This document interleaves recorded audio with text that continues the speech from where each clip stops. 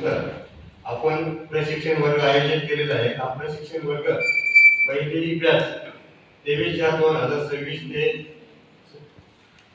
25/4/2026 असे 3 दिवस सकाळी 10 वाजेपासून तर सायंकाळी 6 वाजेपर्यंत चालणार आहे.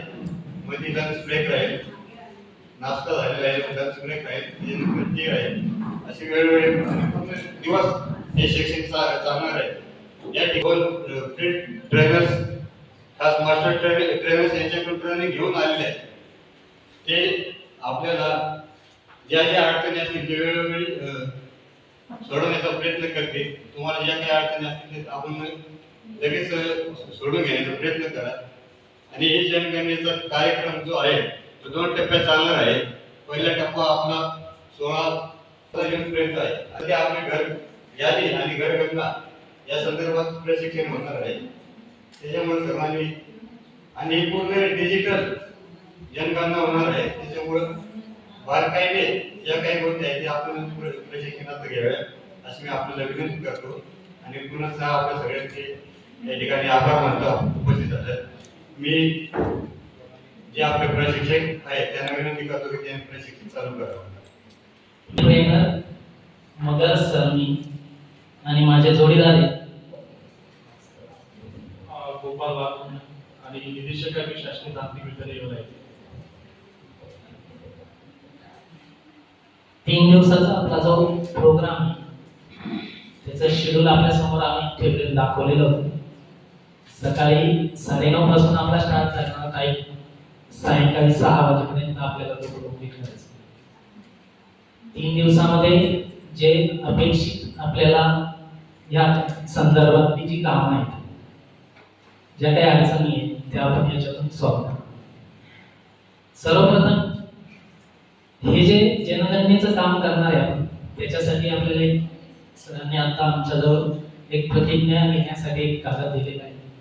तर मला वाटतं आपण सर्वांनी एकदा उभं राहू आणि ती प्रतिज्ञा मी वाचवतो. माझ्या मागे आपण ती प्रतिज्ञा सगळ्यांनी घेऊया. तर कृपया सर्वांनी 1-2 गंभीरतेने प्रतिज्ञा घेतो की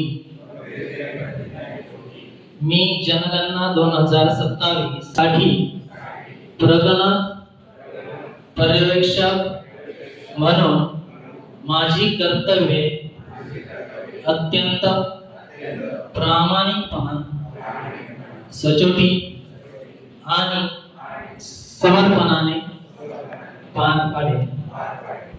मी प्रत्येक कुटुंबापर्यंत नम्रता, सौजन्य आणि संयमाने पोहोचेन आणि प्रत्येक उत्तरदात्याला त्यांचा धर्म, जात, भाषा, लिंग किंवा समाजातील स्थान विचारात न घेता आदर आणि सन्मानाने वागवी.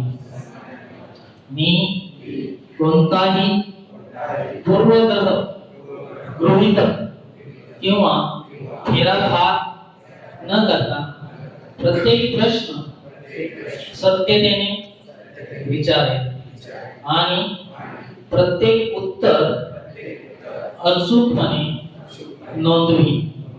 मी माझ्या नेमणूक दिलेल्या घर यादी गटामध्ये प्रत्येक कुटुंबापर्यंत पोहोचण्याचा सर्वतोपरी प्रयत्न करेन. कोणालाही जनगणनेतून सूट देणार नाही आणि ज्या उत्तरदात्याला मी माझ्या पहिल्या भेटीत भेटू शकलो नाही त्या कुटुंबांना पुन्हा भेट देईन.